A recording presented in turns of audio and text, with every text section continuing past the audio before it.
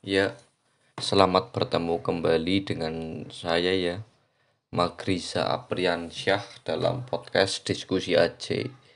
Semoga para pendengar tetap dalam kondisi sehat ya, karena bagaimanapun caranya sehat harganya mahal seperti itu katanya ya gitu. Saya pengen curhat dulu nih, curhat masalah kenapa sih saya buat podcast Diskusi AJ gitu. Saya buat podcast ini dalam rangka curhat atas nama gejala-gejala yang ada di sosial seperti itu. Terus pertanyaan-pertanyaan dari teman, terus curhat-curhatan dari teman seperti itu. Jadi apapun yang ada di dalam podcast diskusi aja itu mungkin relate dengan saya ya, tapi belum tentu relate dengan Anda seperti itu. Tapi mau gimana lagi ya gitu, menjadi media curhat itu memang banyak hal ya gitu. Ya, kali ini saya kali ini saya ingin mengambil judul tidak usah menikah. Sabar dulu para pendengar, dengan judul demikian tidak usah menikah. Memang apa sih bagusnya menikah? Ciak gitu. Tapi memang ada beberapa orang yang tidak cocok untuk menikah tuh. Misal di dalam sebuah kehidupan, orang-orang yang masih dengan pinjaman online, masih dengan judi online gitu, tidak cocok untuk menikah tuh kayak gitu. Berarti besok persyaratan nikah di kantor urusan agama itu ditanyain sampean punya aplikasi pinjaman online enggak gitu, terintegrasi pinjaman online enggak gitu, atau mungkin sampean main slot atau enggak gitu. Itu karena orang-orang yang tidak cocok untuk menikah. Terus terlebih lagi ada berita baby dice care apa ya, baby dice care itu menganiaya menganiaya anak titipan ya, anak yang dititip di baby dice care itu ya kalau enggak salah ya. Jadi yang menganiaya itu dalam kondisi hamil ya gitu. Jadi bukan masalah anak yang dianiayanya ya, tapi masalah orang lagi hamil itu menganiaya anak kecil tuh, kayaknya juga orang yang tidak cocok untuk menikah juga nih. Itu apa itu ya gitu. Jadi dia menjadi sebagai pengasuh ya di baby dice care ya. Terus dia lagi hamil juga, terus yang selanjutnya dia menganiaya anak di bawah batita ya, bayi 3 tahun ya. Itu juga orang-orang yang tidak cocok untuk menikah sebenarnya. Tapi itu prolog lah ya, takutnya jadi sebuah masalah. Tapi sebelum ngomong pernikahan sebenarnya apa sih apa sih itu pernikahan? Jadi sebelum ngomong pernikahan itu kita ngomong hubungannya dulu tuh. Jadi sebuah hubungan nih gitu. Eh Manusia dengan manusia yang lainnya wajar nggak punya hubungan kayak gitu, wajar kayak gitu. Bahkan di dalam bahasa psikologi itu ketika orang satu dengan yang satunya itu dengan lawan jenis ya, tapi hari ini juga banyak dengan lawan jenisnya itu LGBTQ+ itu nggak tahu, itu ilmu-ilmu baru menurut saya, sulit untuk masuk ke Indonesia itu. Jadi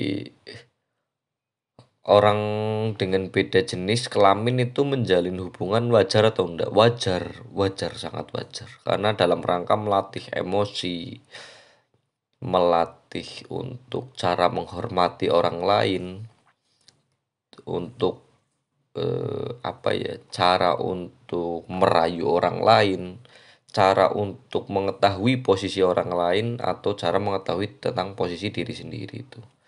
Minimal kita belajar segala tentang hal orang lain di dalam hubungan yang nanti ujungnya mau pernikahan tuh. Jadi sebuah hubungan di dalam psikologi itu wajar kayak gitu, untuk melatih health emotion yang baik seperti itu.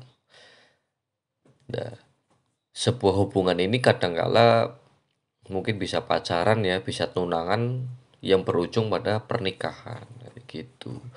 Kalau sebuah hubungan aja itu memang semi tidak resmi ya, semi tidak resmi, orang pacaran mana resminya gitu.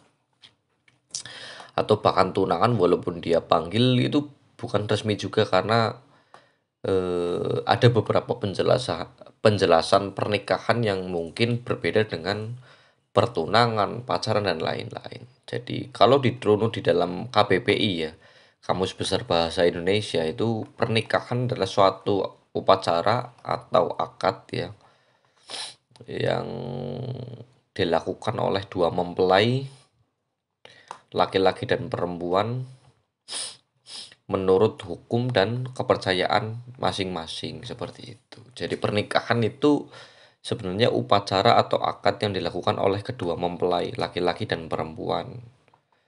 Secara hukum ya, kalau karena kita hidup di Indonesia jadi hukumnya pakai hukum Indonesia dan kepercayaannya menurut masing-masing seperti itu. Ya kesepakatan kedua belah pihak sebenarnya. Karena memang secara realitas di Indonesia itu pernikahan beda agama juga cukup masih banyak di Indonesia ya gitu. Baik tahun ini atau di masa lampau seperti itu. Tapi kenapa memang beberapa hal menikah itu menjadi wajib? Menikah itu menjadi wajib.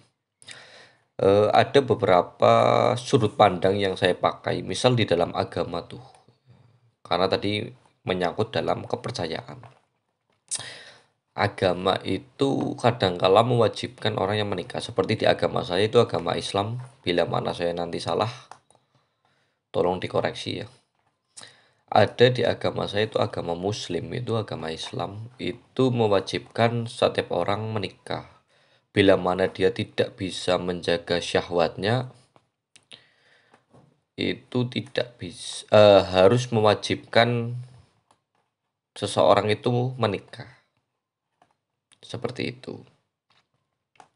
Tapi bila mana dia bisa menjaga syahwatnya atau menjaga nafsunya seperti itu, dia memperbanyak puasa dan lain-lain, dia disunahkan untuk menikah atau tidak wajib lah seperti itu. Jadi ada beberapa perspektif agama juga mungkin di luar agama Islam ya, bahwa setiap pemuka agama itu ditakdirkan untuk tidak menikah seperti itu. Ini menurut pengetahuan saya ya kayak gitu.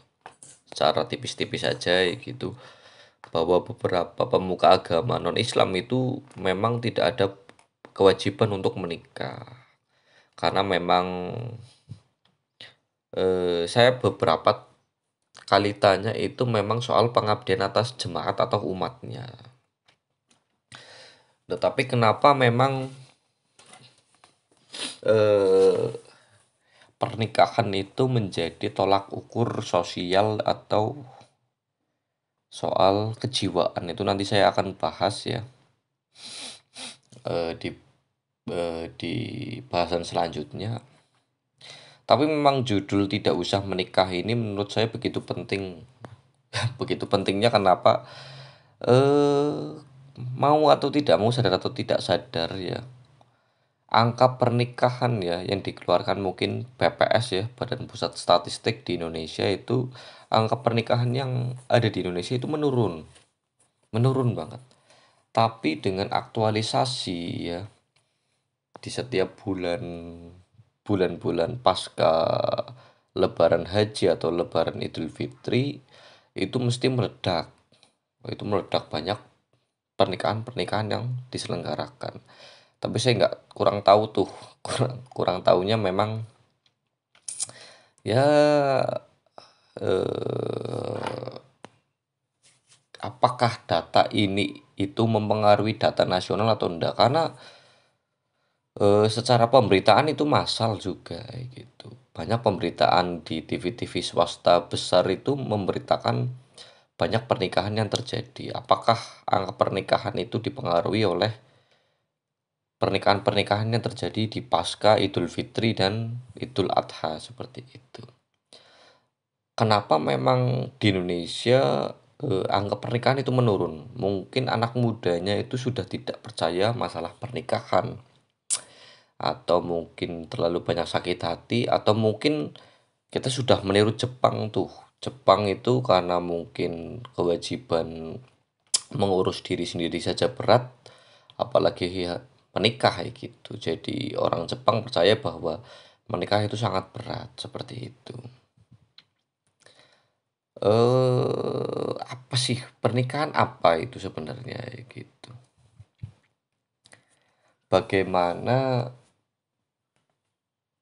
membaca psikologi, sosiologi dan kebudayaan tentang pernikahan. Ini part selanjutnya ya. Jadi yang tadi saya bilang bahwa apa itu pernikahan ya, membaca psikologi atau dan sosiologi gitu. Bagaimana membaca psikologi, sosiologi dan kebudayaan tentang pernikahan.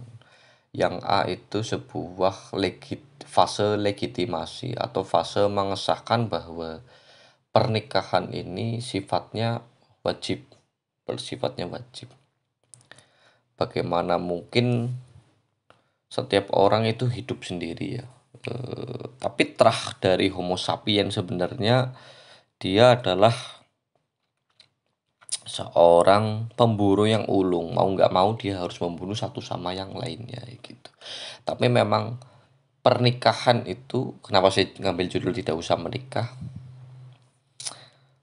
Karena sangat bertolak belakang. Tadi saya bilang bahwa angka pernikahan itu turun, tapi secara bahasa psikologi setiap orang itu harus ditemani, harus punya media curhat gitu. Ketika ada orang yang tidak sadar untuk dirinya untuk wajib menikah, atau mungkin dia punya anggapan ya, ini beberapa mungkin aktivis, karena saya bergerak di bidang aktivis cukup lama ya gitu. Beberapa aktivis merasa pernikahan itu di tingkat psikologinya ya itu tidak perlu tuh, karena memang ya tidak perlu aja gitu. Tapi memang bahasa psikologi mengatakan nggak mungkin ya gitu, bahwa kita itu punya orang yang harus punya media curhat, yaitu namanya orang tuh, yang mungkin ada jawaban ya, karena curhat itu perlu dua arah tuh, ada yang menanyakan, ada yang menanggapi seperti itu. Dan psikologi mengatakan bahwa pernikahan itu membutuhkan respect ya. Respect bahwa curhatanmu itu tidak dijadikan sebuah problem, tidak dijadikan sebuah masalah ya, tidak dijadikan sebuah kelemahan dari diri kalian, atau bahkan curhatan Anda itu merupakan sisi kelemahan yang Anda berikan sedikit ya gitu. Jadi curhat di dalam pernikahan di bahasa psikologi ini sebagai lembaga media curhat, yang menjadikan bahwa curhatan ini tidak dijadikan kelemahan ya, tidak dijadikan sebuah anggapan bahwa orang ini orang yang salah ya, dan lain-lain. Dan pernikahan itu butuh respect juga. Ini nyangkut ke sosiologi ya. Pernikahan itu butuh respect. Bagaimanapun caranya, ini tanpa mengeneralisir bahwa istri atau suami kalian itu, kalau dalam bahasa Islamnya harus mencari yang sekufu atau segrup. Misal seorang perempuan itu mendapat bukan mendapat, dia adalah seorang sarjana ya gitu. Otomatis logikanya adalah dia sekolahnya lebih tinggi daripada laki-lakinya seperti itu, karena laki-lakinya lulusan SMA, atau mungkin sebaliknya seperti itu. Jadi kadangkala respect itu nggak tumbuh tuh di dalamnya. Respect itu tidak tumbuh, maka ya udah tidak usah menikah aja ya gitu. ketika kalian dipertemukan dengan beberapa orangnya gitu. Tapi ini mungkin sedikit cash ya. Saya punya tetangga yang mungkin salah satunya itu tidak kuliah ya. Rumah tangganya juga berjalan dengan seimbang. Walaupun di dalamnya masih tumbuh apa ya, tumbuh letupan-letupan kecil lah. Letupan-letupan kecil ini dalam rangka bumbu-bumbu pernikahan seperti itu. Terus selanjutnya fase legitimasi ini merupakan pernikahan sebagai fase legitimasi ini menandai bahwa kita itu butuh keturunan. Setiap orang yang menikah itu butuh keturunan ke depan. Saya kepengen melanjutkan, misal saya namanya Megrisa Apriansyah itu, saya kepengen melanjutkan trah atau keturunan dari Megrisa Apriansyah. Mau nggak mau saya menikah tuh. Saya pengen punya anak, saya pengen punya cucu. Ketika saya punya anak, ketika saya punya cucu, bisa melanjutkan kehidupan ke depan seperti itu. Mau nggak mau seperti itu di dalam bahasa psikologi, sosiologi, dan kebudayaan tentang pernikahan. Tapi dengan kasus yang saya tadi ngomong ya, ada orang yang hamil, terjadi baby die scare itu, terus dia melakukan kekerasan pada anak kecil, itu memang tidak cocok untuk menikah sebenarnya. Dari awal itu tidak cocok untuk menikah. Terus selanjutnya ada case ya, ada kasus, sebuah kasus misal munculnya bujang lapuk atau perempuan lapuk.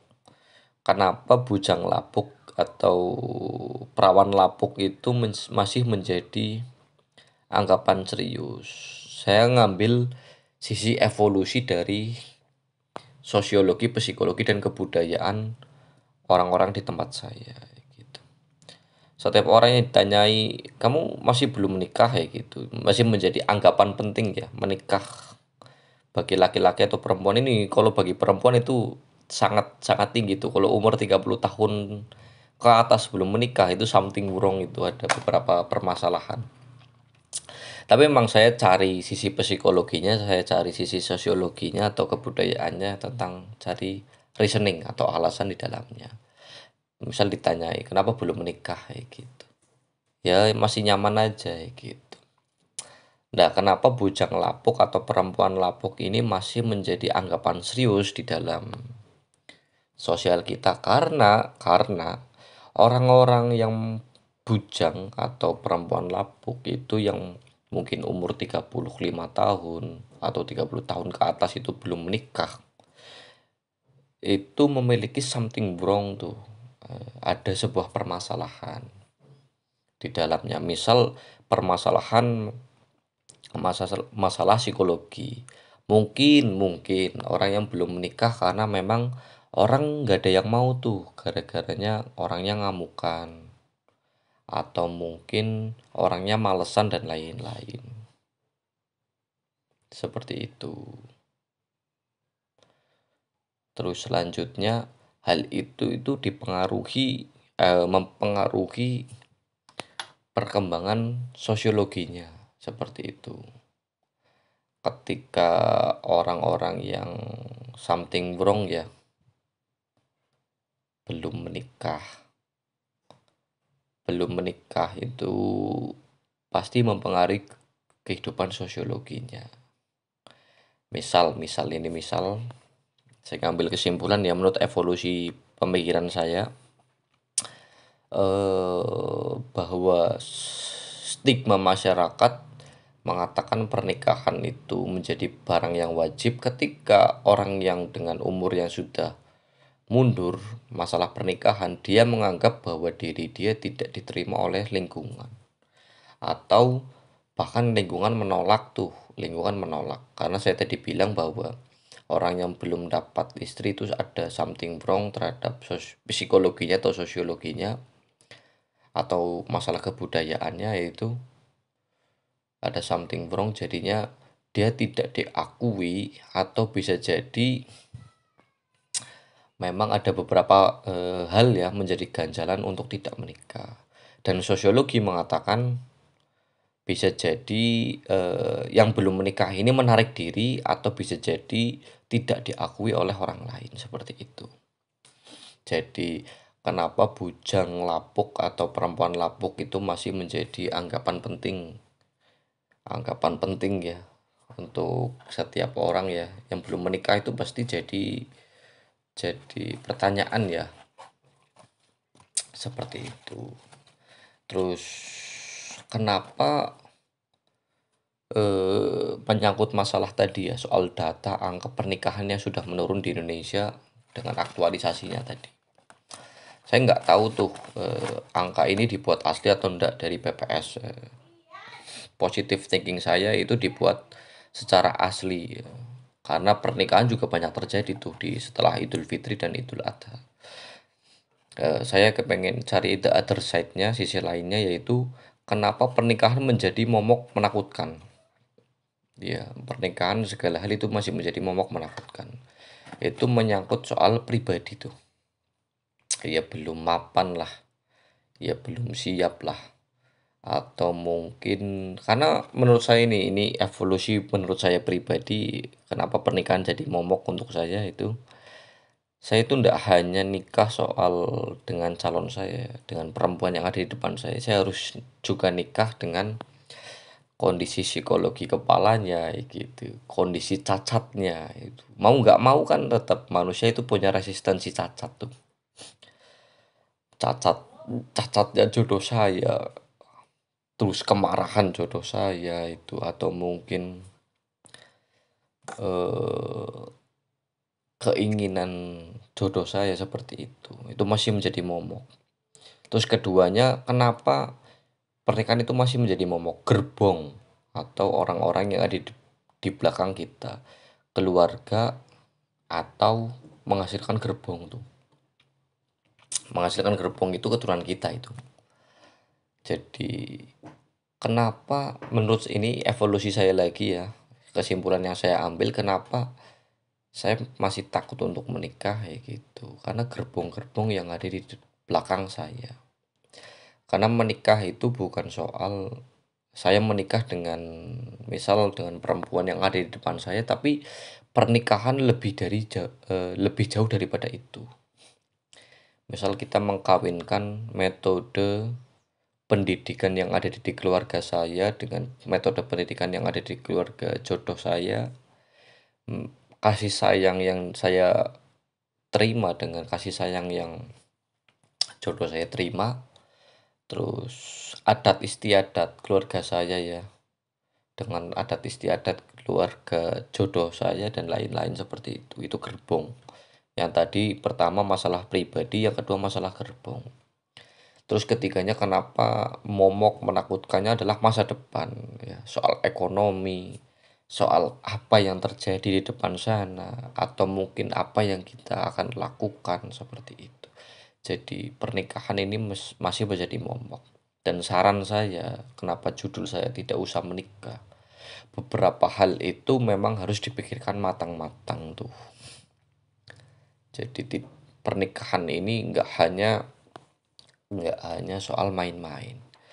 Karena saya pernah itu duduk di kafe ketemu dengan anak-anak SMA ya, mungkin umuran 17 18 tahun ya gitu. Dia lagi cerita-cerita soal pernikahan ya. Saya udah dewasa nggak pernah ngomong masalah pernikahan. Orang dewasa itu 17 umur 18 tahun itu lagi ngomongin nikah ya itu. Yang temannya satu, wah gila dewasa banget. Kehidupan tidak semenarik itu ternyata di depan. Jadi apapun soal pernikahan, tolong dipikirkan matang-matang. Karena ini soal memulai keluarga baru, kehidupan baru. Dan apapun itu bisa menjadi faktor terbesar ya kegagalan dari sebuah pernikahan.